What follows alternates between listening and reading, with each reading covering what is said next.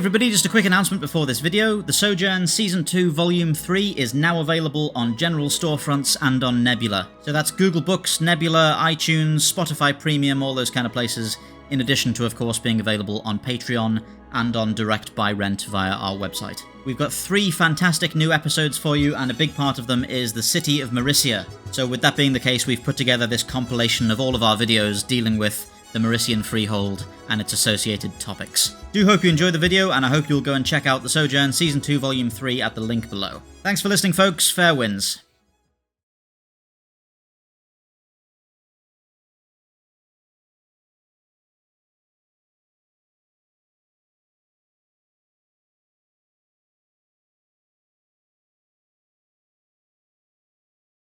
In the 050s PCU, emboldened by the triumphant colonisation of Axios, Keeper's Dance Fleet Yards, formerly Santana Star Works, were hoping to maintain their momentum and secure a complete monopoly over the gate-building market.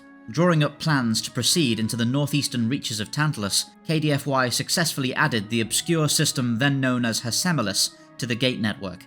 Finding little there but rocks and dust, KDFY almost aborted their expansion plans, but ultimately decided to gamble on another gate-building expedition, even further into the northeast, this time targeted at a tiny late-stage protostar, which observations had suggested might play host to a significant quantity of drift. On the 122nd of Solstice 053 PCU, the huge gate-building expedition launched through a new drift gate in Hessemelis and disappeared from contact, never to be heard from by the rest of humanity for almost 160 years. This was the first day of what would come to be known as the Great Merician Exile. Due to KDFY's rush to continue their expansion into the northeast, only brief observations had been taken of the star to which the new expedition would be sent. Late-stage protostars are by definition variable stars, with a proclivity for dangerous solar activity, but KDFY's astronomers had deemed this one to be in a quiescent period, though concerns had been raised that their observation time had been far too short to make such a determination accurately. This concern was proven correct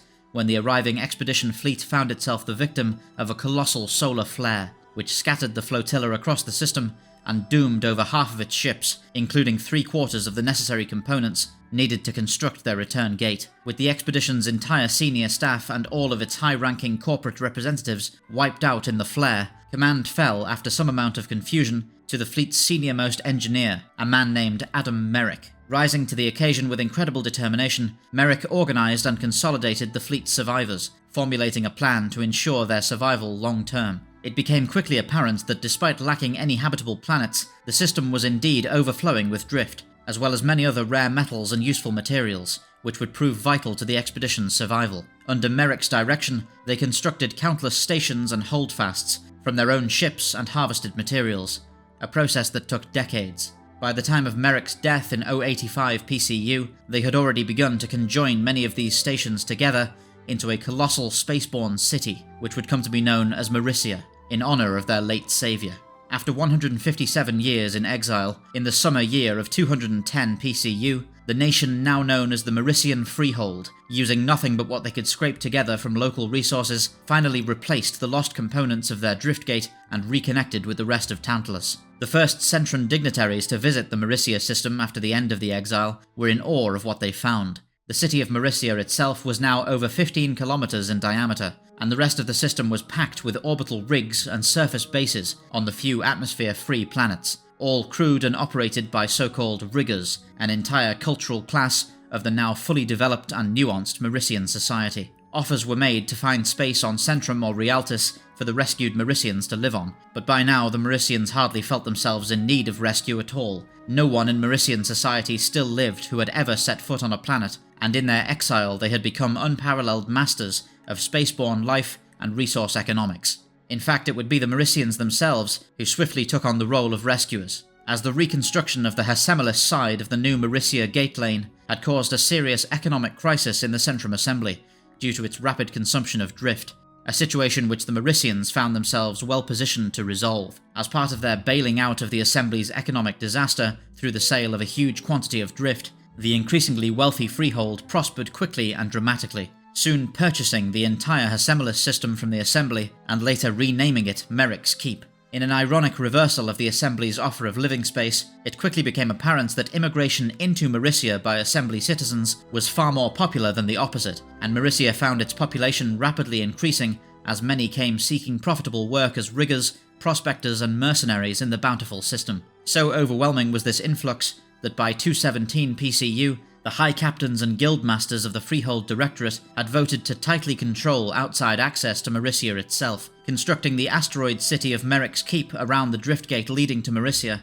and turning it into a sort of bazaar for trade and other interactions with the rest of the cluster, held at arm's reach from the home system. In the decade since the end of the Great Merician Exile, the Merician Freehold has become a titanic economic and industrial superpower that is now inexorably tied to the stability of the cluster's economy. Through savvy economic maneuvering and sheer self-reliant tenacity, the Mericians have made themselves indispensable to the rest of Tantalus, and continue to profit from it immensely. Mighty Merician treasure ships continue to carry a huge portion of the cluster's freight through carefully navigated trade routes, and Merician PMCs and freelancers protect merchants from pirate raiders all across Tantalus. Almost every ship built in Tantalus now uses at least some Merician-built components, and during the Frontier War, it was generally considered that the Frontier Union militia were only able to operate as a serious threat to the Assembly for so long on account of Merician-bought ships, ammunition and contractors. 251 years after they disappeared through a driftgate and were written off for dead, the descendants of Adam Merrick and his herd of desperate survivors now hold the economy of the Tantalus cluster together, and with the dawn of the Great Famine, many middle and upper-class Mericians continue to enjoy a higher standard of living in their far-flung and self-made nation than their own planet-born ancestors. Following the disastrous expedition that would later be known as the start of the Great Merician Exile, Keeper's Dance fleet yards were left with a destroyed reputation, now carrying the blame for the apparent loss of an entire expedition fleet, coupled with the Centrum Assembly's general cultural distrust for corporations that has endured since the Aracinian Commerce War. The sanctions suffered by KDFY were extreme. The corporation lost its exclusive contract for the construction of drift gates, with that responsibility later passing to Grathan Gateworks, and were required by the state to pay significant reparations for their negligence. Among these reparations was a mandate that obligated KDFY to dismantle the drift gate that had launched the ill-fated expedition, in the barren system that would later be known as Merrick's Keep, as further expansion into northeastern Tantalus had been placed on indefinite hold. All salvage produced by this gate-breaking operation was owed to the Centrum Assembly, and as such KDFY, standing to gain nothing themselves, approached this forced responsibility as unenthusiastically as possible. An impractically small contingent of gate-breaking engineers were tasked to the project, with an understanding that their purpose was to do little more than look busy, so that KDFY could at least be perceived to be fulfilling their government mandate. As a result, the dismantling dragged on for more than 150 years, with about 40% of the gate still intact by 200 PCU, and the Assembly showing little interest in reprimanding KDFY for their lethargy, as they were now reaping the benefits of a long-standing and prosperous contract with the corporation to construct warships for the Centran Defence Force. Resultantly, when the Merician Freehold finally escaped their exile and revealed themselves to the rest of Tantalus in 210 PCU, their first ships to appear, arriving from Mericia by single-gate transit, found themselves confronted with the very driftgate that had almost doomed them, still largely standing after a century and a half. In a display of historic irony, it was now clearly necessary to establish a drift lane back to Mericia, to allow these Merician scouts to return home, and for the rest of the Merician people to be connected to the cluster at large. And it was quickly decided that the cheapest way to achieve this was to simply reverse the disassembly process of the very same gate.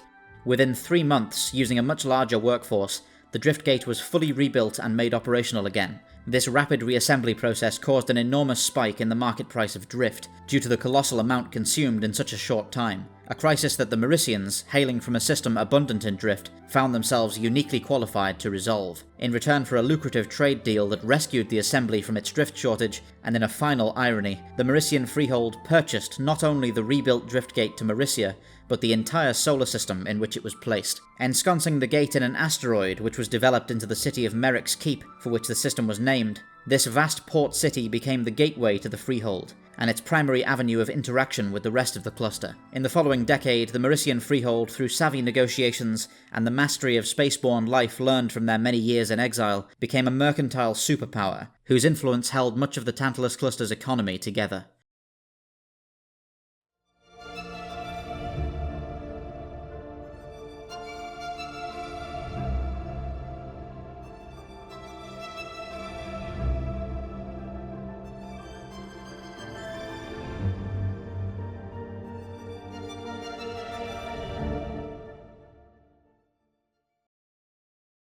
In the Merician Freehold, free companies are a massively important part of daily life and the normal functioning of society.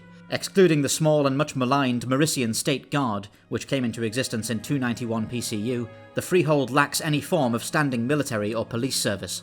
Instead, these duties are filled by the many free companies who compete for lucrative contracts. The wealthiest and most influential free company at any given time is granted a seat on the Freehold Directorate, alongside representatives of all the other guilds that have achieved similar paramountcy in their respective fields, and are awarded the most lucrative contracts in the Freehold, notably the defence and security of the city of Mericia itself and the escort of the famous treasure ships.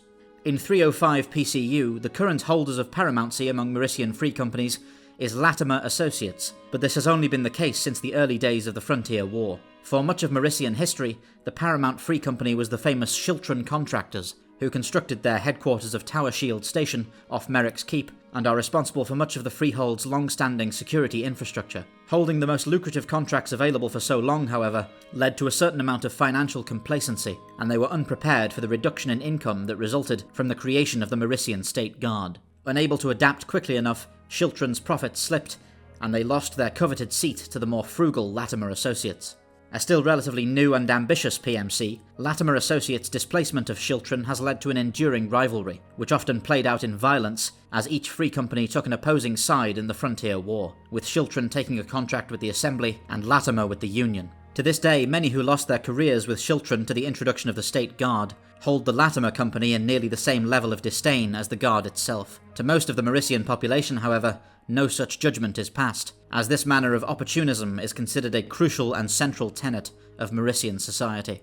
A free company that almost exclusively takes contracts for non-Merician clients, the Exiled Legion is composed of Merician citizens who have been exiled from the Freehold itself for criminality, or far more often, for insolvency, itself a crime in the Freehold, under the strictures of the so-called Doctrine of Commercial Meritocracy, the rigid social dogma of Mericia's harshly enforced closed-system society. Still expected to pay taxes to their distant homeland, despite many being the former inhabitants of debtors' prisons, the Legion make reasonable profits providing mostly station-based security services in systems like Teldrin, Valeria, and Vidara, but continue to be regarded with distrust by their countrymen. Selkirk Risk Management, or SRM, were a free company of middling relevance and popularity in Mericia, until in the midst of the Frontier War, they did something quite unusual for a Merician security firm. After several years of fighting on the side of the Union, their contract expired, and their Union clients, in the midst of increasing financial problems, reluctantly chose not to renew it, instead prioritising continued shipbuilding. But Ian Selkirk and his staff had grown enamoured with the plight of the Frontier Union, having lived and fought among Union communities the last several seasons, with many having even married into Unioner families. Instead of taking his free company home to Mericia once the money ran out, he allowed those who wished it to depart, while himself staying with the rest of his much diminished company to continue fighting for the Union for whatever pittance of funding they could offer, and oftentimes for no payment at all. To this day, Selkirk Risk Management continues to form a small part of the Frontier Union's system security and anti-piracy forces in the southeastern frontier. Thank you for watching. You can get the Sojourn through various distributors, all of which are accessible through www.thesojournaudiodrama.com. You can also get the series through Patreon, where you'll be able to access various bonus features, including our visual dictionary, Guinevere cross-sections, and anthology shorts. Remember to join us on Discord and get regular updates on all upcoming Sojourn releases. All the related links can be found below this video. Fair winds.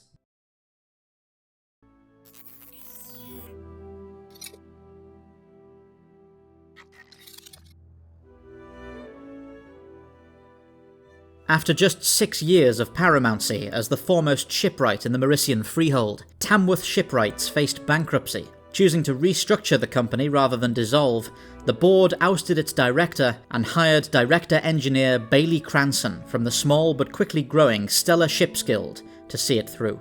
Selling off most of Tamworth's manufacturing facilities to its bitter rival Girardine Drives Guild, as well as the manufacturing licenses for many of its most popular designs, Cranson pledged that the newly reorganised Tamworth Starship Engineering Corporation would not fall back on its existing assets to save itself. From this vision came the single most produced armed spacecraft family in the history of Tantalus, the Tamworth Contender gun schooner. Approaching nearly 900 units sold under various sub-licensed manufacturers and frames since production began in 241 PCU, the ship is credited as the focal point of the project that saved Tamworth. The most common frame seen across Tantalus is the Contender Draft 2, being the least expensive. This version is 110 metres in length and 37.9 metres across. The Contender carries 4 General Smithing Guild single-barrelled 32-inch rail-laid carronades and 4 Hazy Stephen Smith twin-barrelled 4.7-inch swivel gun emplacements, which are common across all frames. The Draft 2 began production being propelled by one large Grover Lifts Guild Concussor 99 DFTR engine and 2 smaller Concussor 127 DFTR engines.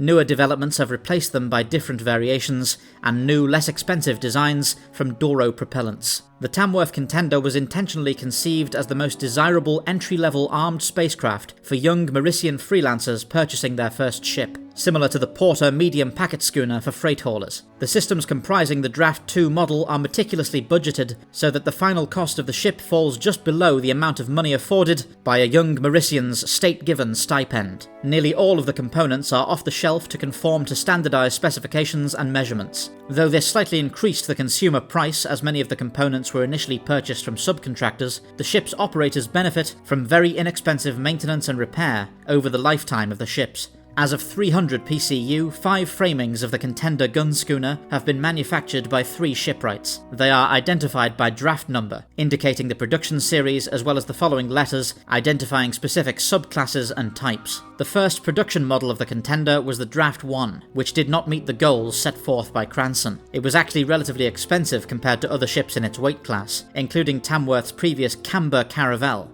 This apparent gaffe earned much ridicule by Merician and Centron press alike. In fact, the high list price was intentional, as their situation did not afford them the benefit of slim margins. In spite of Cranston's unexpected passing in 244 PCU, the company continued production at a steady pace. By 247 PCU, Tamworth accrued enough capital from the sale of these Draft 1s to expand their production facilities and begin mass manufacturing a new, cheaper version. Taking advantage of economies of scale and various efficiencies, the Draft 2A fell well below the target price, and so mass production began on the 23rd of Equinox, 248 PCU, the first units being sold exclusively to up-and-coming freelancers later that same year. In 267 PCU, upon ascending to the office of Operations Director, the unscrupulous businessman Alex Stowe made it the company's mission to turn the Tamworth Contender into the single most produced armed ship design in Tantalus history, with a target set for 1,000 units moved by 300 PCU. Since his takeover, the consensus among captains has been that the quality has steadily decreased, as Stowe mandated various cost-saving measures be implemented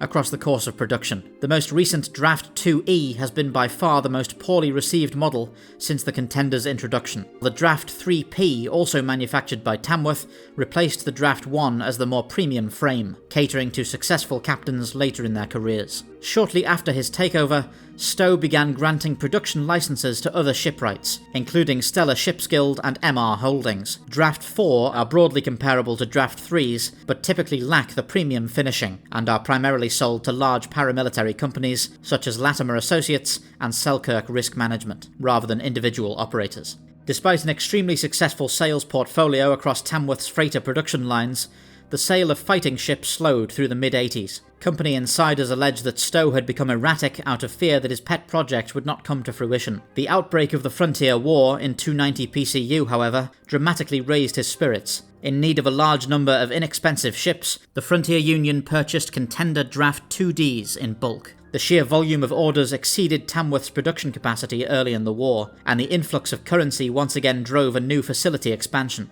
This boon would be compounded with the formation of the Merician State Guard, as Stowe secured an exclusive contract for their lightweight cruising ships. Draft 5 constitutes purpose-built units for this role, with technical specifications uncharacteristically a closely guarded trade secret. It is speculated that the Contender Draft 5 is more comparable to an expensive Helton and Heath design than any typical Tamworth vessel. Though Bailey Cranston passed away before seeing her vision through, her Contender gun schooner is credited with saving Tamworth Starship engineering and propelling it back into its position as Girodine's foremost rival. With the onset of the Great Famine and accompanying increase in piracy, production of these fighting ships has only increased, and Contenders are expected to continue patrolling Merician trade lanes for a great many seasons to come.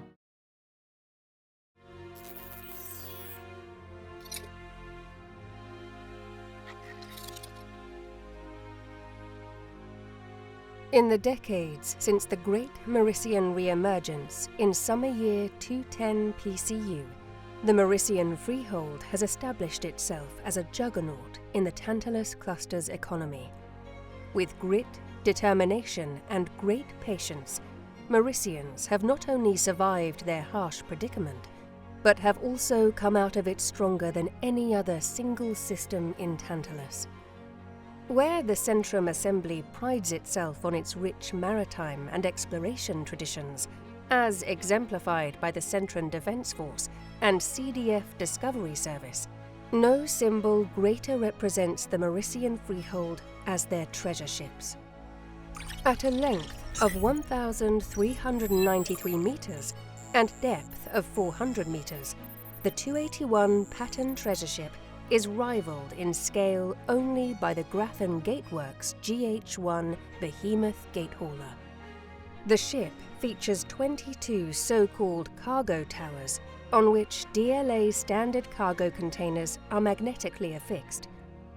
Due to their massive surface area, the spines also serve as radiator surfaces for the 4 massive Grover Liftskilled Concussor 9 DFTR engines.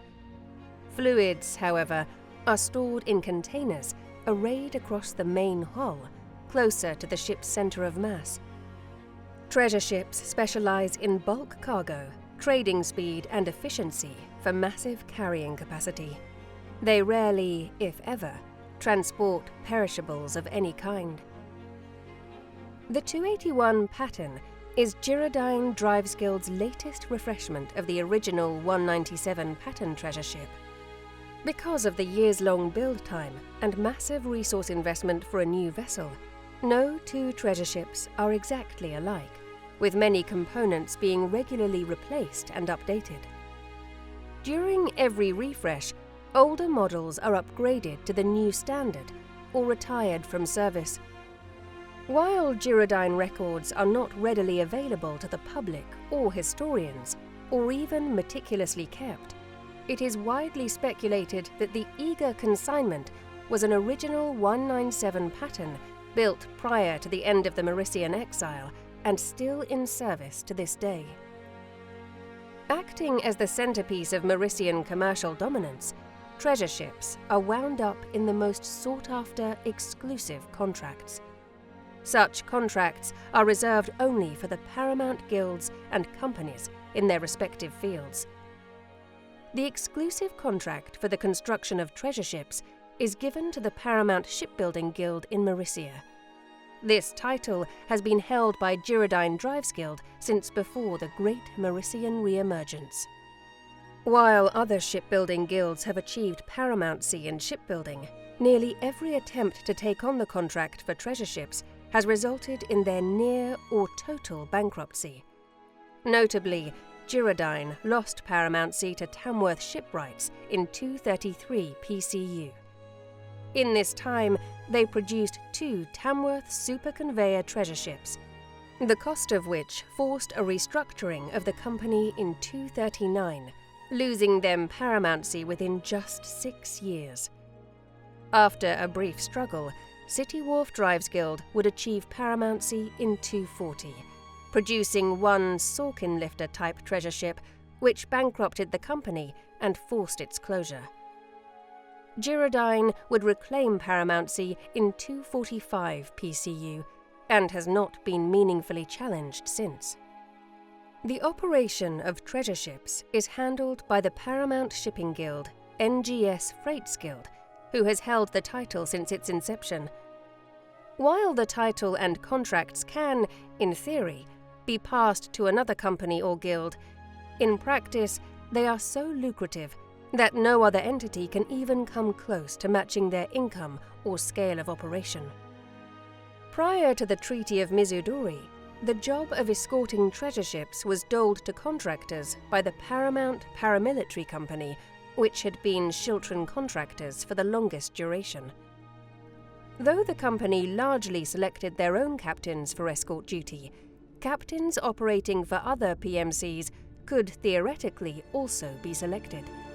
As such, many ship captains from numerous backgrounds often applied for the lucrative contracts.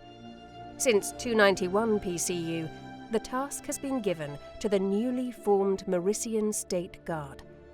The loss of revenue from this change is the main factor which allowed Latimer Associates to displace Shiltron contractors as the paramount private military corporation.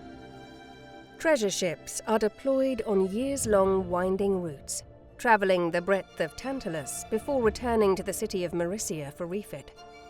While many consider these routes to be excessively slow, they make use of reliable, predictable forces, such as slingshot maneuvers and libration points to travel through systems. Because the routes last years, contracts for the crews are drawn up on a per-voyage basis.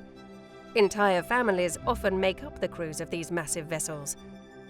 Even when the ships have returned to Mericia, where ships' crews normally reintegrate with the broader population, the strong social bonds of each crew means that they often form cliques near the ports.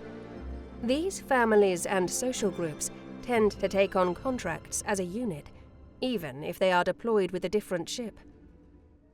The concept of a treasure ship predates the Great Merician Re-emergence. Originally built to haul bulk minerals from the planetoids of the system's remote companion, the brown dwarf Luster, to the holdfast that would become Mericia, the express delivery made exclusive use of orbital mechanics to slingshot between the mining operations and the holdfast. While shockingly slow, its massive haulage capabilities rewarded patience in the developing Merician society. The express delivery would serve as the basis for the 197 pattern treasure ship, the first of which joined the group that travelled to the Hessemelis system in 210 PCU. Only one treasure ship has ever been lost to piracy, the Breakneck Portage, in winter year 287 PCU. Scheduled to pass through the Axius Centrum Gate on its way to the Vidara system, it was made to reroute through Atamara Crossroads due to the CDF fleet exercises. Because of the last-minute change, its escort detail was not able to be reinforced prior to the transit. Contact was lost with the Breakneck Portage and its escorts 5 hours after entering the Atamara system, and the ships failed to arrive at the Atamara Seravis Gate for their scheduled transit. In response to the disappearance of a treasure ship, the Freehold Directorate requested the intervention of the Centran Defence Force to investigate the disappearance. The Joint Task Force, led by Commodore Gaspar de Villepin, found the Breakneck Portage adrift without escorts or its crew at the edge of the Howling 5 days later. The entire ship had been stripped stem to stern for its useful components, including all 4 main engines. Notably, most of the bulk cargo, primarily raw resources used for construction or processing, had been left attached to the spines. In response to this historic incident, new, stringent regulations were placed on the movement of treasure ships. Routes were discouraged from incorporating the Atamara Crossroads unless absolutely necessary. A new minimum escort requirement was set in place, and, most notably, treasure ships were made exempt from reroute orders, even from the Centran Defence Force. This gentleman's agreement would be later codified in the Treaty of Mizudori. While relatively new, the Pattern 281 treasure ship builds on a well-entrenched tradition in Merician and now broader Tantalus culture. Being the most reliable method for moving massive amounts of material, treasure ships are universally a welcome sight at any spaceport. Though the famine has stressed supply lines and dramatically slowed the production of new makes of this class of ship, the long service lives of these ships mean they will continue servicing Tantalus for decades to come. Thank you for watching. You can get the Sojourn through various distributors, all of which are accessible through www.thesojournaudiodrama.com. You can also get the series through Patreon, where you'll be able to access various bonus features, including our visual dictionary, Guinevere cross-sections, and anthology shorts. Remember to join us on Discord and get regular updates on all upcoming Sojourn releases. All the related links can be found below this video. Fair winds.